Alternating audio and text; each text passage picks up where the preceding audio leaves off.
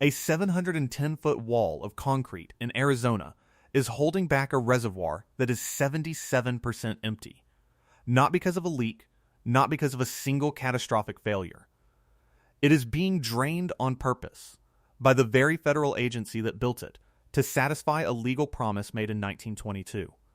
As of this week, Lake Powell, the second largest man-made reservoir in the United States, sits at an elevation of 3,524, 85 feet. That is just 22.8% of its capacity. A vast white bathtub ring of bleached sandstone marks the canyon walls where trillions of gallons of water used to be. And the strangest part is that to keep the lights on, the government is now pumping water out of another smaller reservoir hundreds of miles away to keep this one from dying completely. The first domino fell on April 20th, 2026. A decision was made deep inside the U.S. Department of the Interior, a place of policy papers and bureaucratic process that suddenly had to make an emergency field call on the entire American West. For months, the 7 basin states that rely on the Colorado River had been locked in a bitter feud, unable to agree on a path forward. The mechanism holding the system together for 2 decades was set to expire at the end of the year.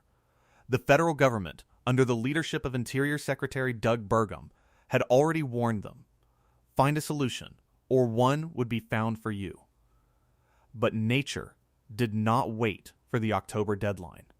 A savage heatwave in March 2026 had fallen on an already weak winter snowpack across the Rocky Mountains. The water that should have been the river's lifeblood simply vanished. It did not melt and run into streams. It turned directly into vapor and disappeared into a thirsty atmosphere.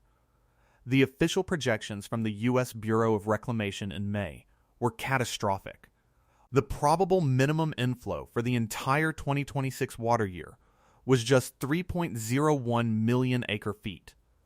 That is not a drought. That is a flat line. It is 31% of the historical average. The bank account was not just low, it was going into default. So the call was made. Camille Kalimlam Toton, the commissioner of the Bureau of Reclamation, the official who had once demanded 2 to 4 million acre-feet in emergency cuts to save the system, now had to authorize an unprecedented intervention. On April 20, the Bureau announced it was pulling an emergency lever.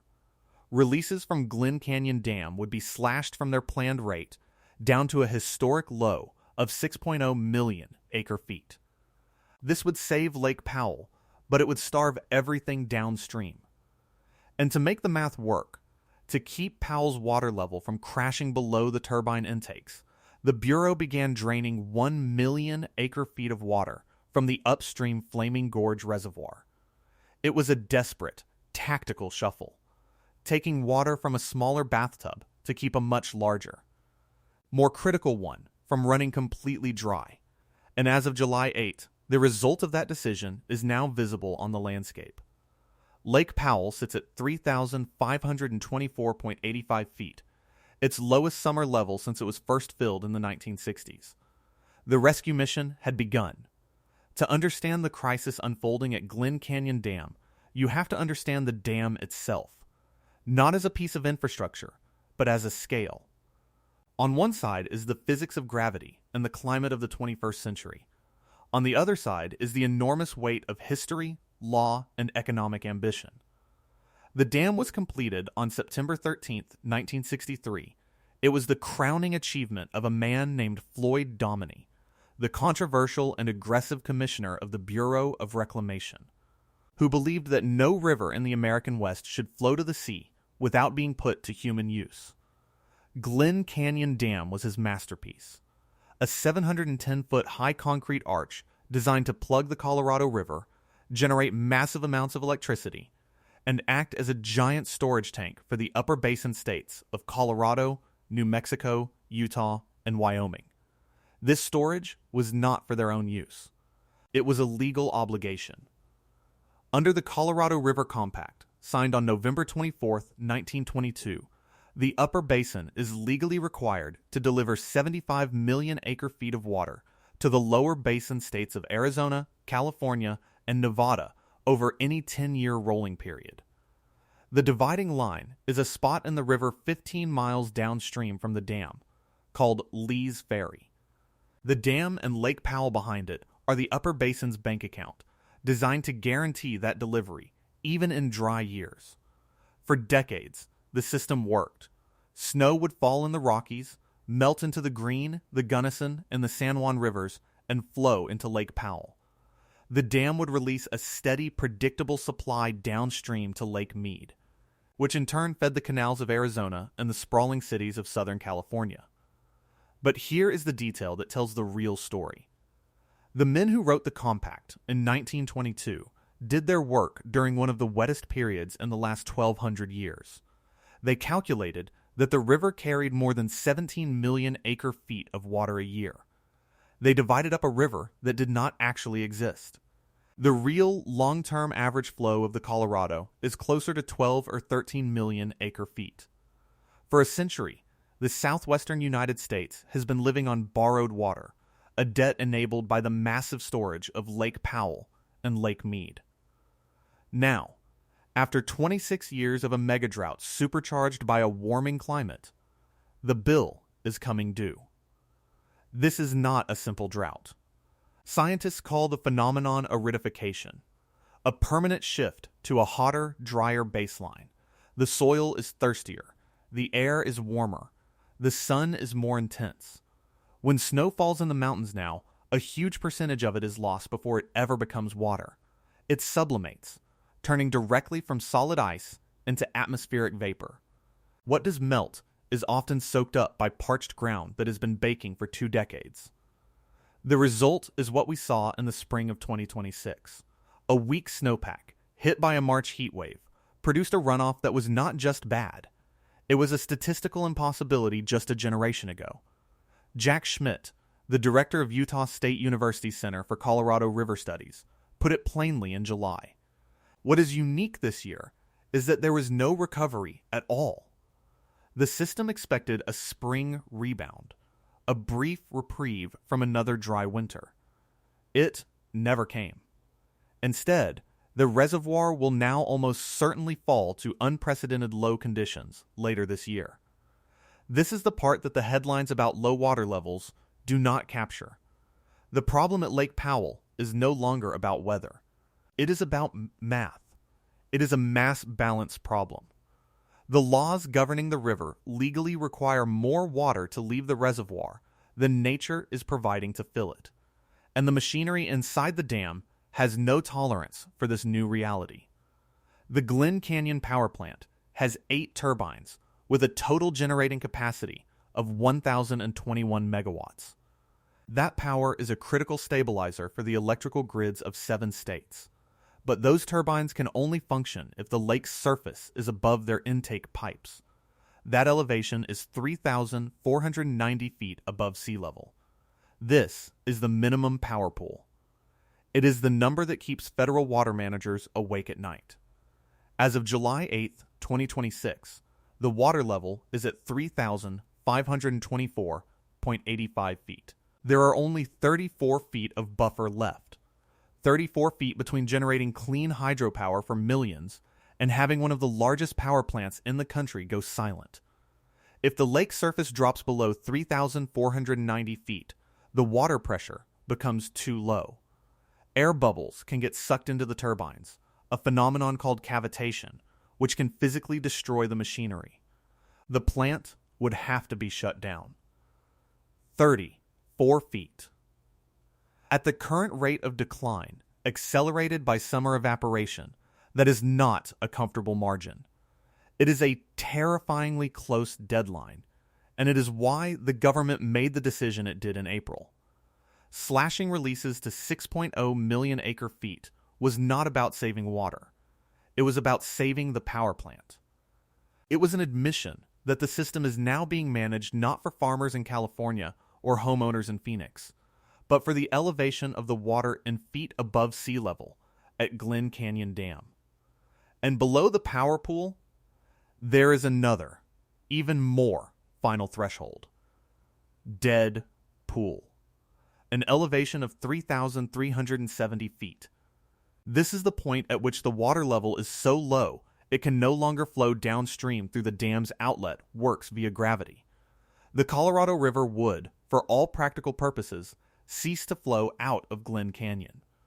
Millions of acre-feet of water, a vast stagnant lake, would remain permanently trapped behind the concrete, unable to reach the 40 million people and the multi-billion-dollar agricultural industry downstream that depends on it.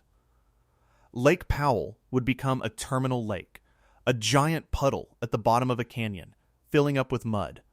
This threat of collapse is what forced the federal government's hand.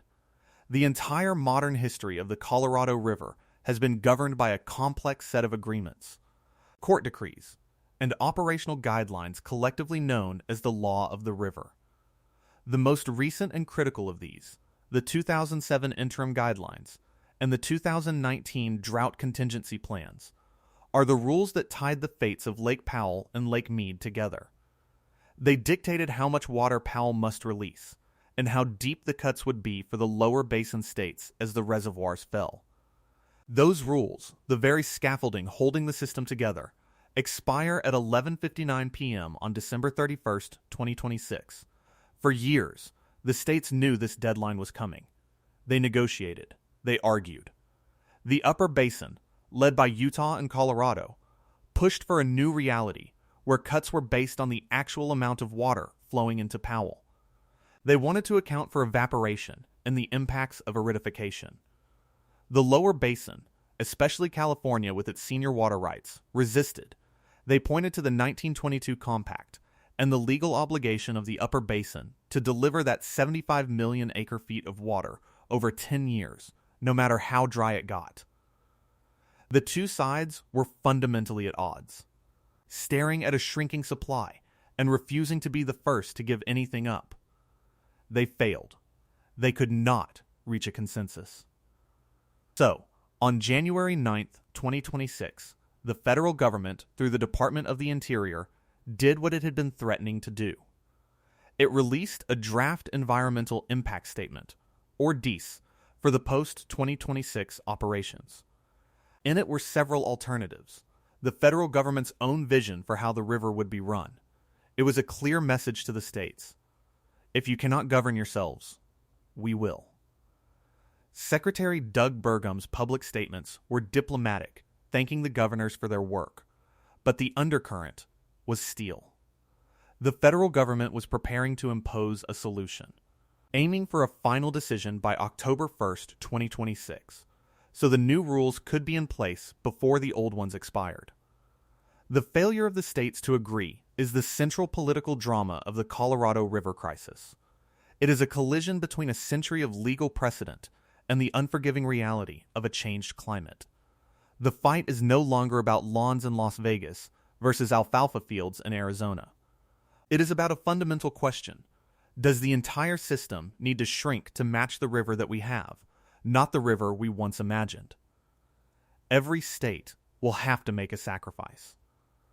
The April 20th emergency action was just the first taste of what federally mandated cuts might look like. Zoom out, and you see a map of cascading consequences. The decision to save Lake Powell has a direct, immediate, and devastating impact on Lake Mead. By cutting releases from Glen Canyon Dam to just 6.0 million acre-feet, the Bureau of Reclamation is deliberately holding back water that would normally flow to the downstream reservoir. As a result, Lake Mead is now suffering. In July of 2026, federal models project that Lake Mead will plummet to an elevation of 1,040 feet. This would match its all-time record low set in 2022.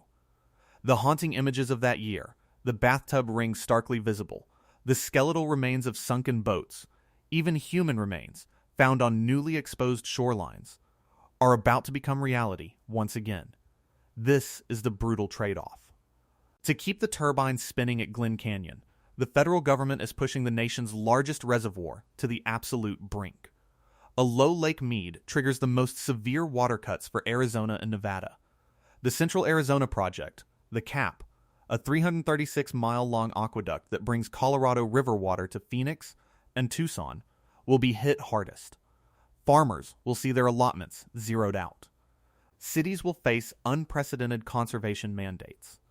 The entire economic model of central Arizona, built on the promise of plentiful river water, is now hanging by a thread that is being deliberately frayed by federal action upstream. The ripple effect does not stop there. Go further upstream from Lake Powell, and you find Flaming Gorge Reservoir on the Green River, straddling the border of Wyoming and Utah. This is the reservoir now being sacrificed to prop up Powell. The 1 million acre-feet of water being sent down is a lifeline for Glen Canyon Dam, but it is a massive drain on Flaming Gorge. The lake level there is dropping fast, impacting local recreation, the thriving fishery, and the wildlife that depends on that ecosystem. Eric Balkin, the executive director of the Glen Canyon Institute, summarized the shell game perfectly in May. There's only so much water that can be shuffled around. Eventually, every state will have to make a sacrifice. The shuffling has begun. Flaming Gorge is the first sacrifice. Lake Mead is the second. Who will be the third? There is one more consequence, one that is not about infrastructure or economics, but about the earth itself.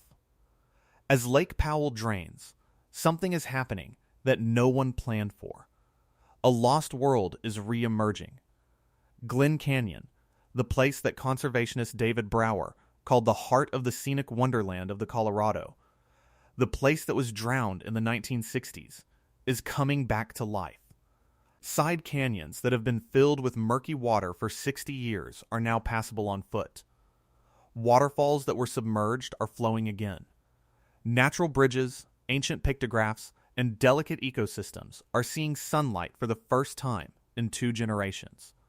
In a strange, unintended twist, the collapse of a 20th century engineering marvel is triggering a massive accidental environmental restoration.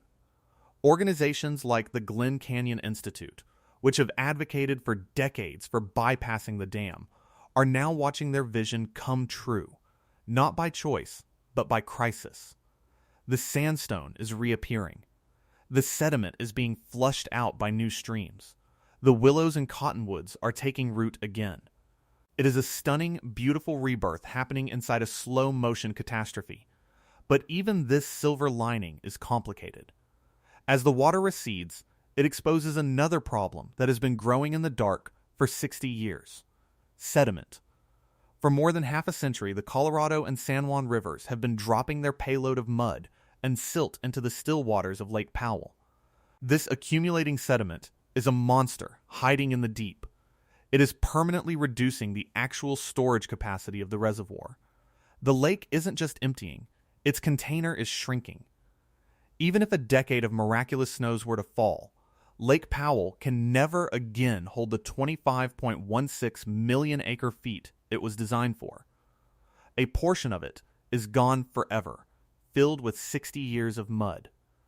So, the western United States stands at a precipice, staring at a map that no longer matches the territory. The river that John Wesley Powell first charted in 1869, a wild and dangerous force of nature, was tamed by concrete in the 20th century. Now, in the 21st, the taming has failed. The system is breaking under the strain of its own false assumptions. The Great Reservoir, built as the ultimate insurance policy, is perilously close to becoming the system's greatest liability. 3 questions now hang over the entire Colorado River basin. Can the 7 states, in the few months they have left, forge a new law of the river that accepts the reality of a smaller water supply? Or will the future of the West be dictated year by year from a federal office in Washington, D.C.? As Glen Canyon Dam's turbines spin ever closer to their cutoff point, what is the ultimate fate of this monument to 20th century ambition in a 21st century climate? And what does it mean that as our own systems fail, a lost, wild, and beautiful canyon is rising from the water to meet us? The water that should have been in the river this summer is not there. It vanished as vapor from the snowfields of the Rockies, a ghost of a river that a warming world could no longer sustain.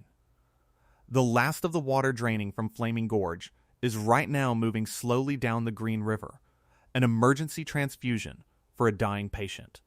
And inside the control room at Glen Canyon Dam, the number on the dial has been set to 6.0 million acre-feet, a figure that is both a rescue and a death sentence for everything downstream. Somewhere deep in the digital ledgers of the Bureau of Reclamation, the debt from 1922 is finally, irrevocably, coming due.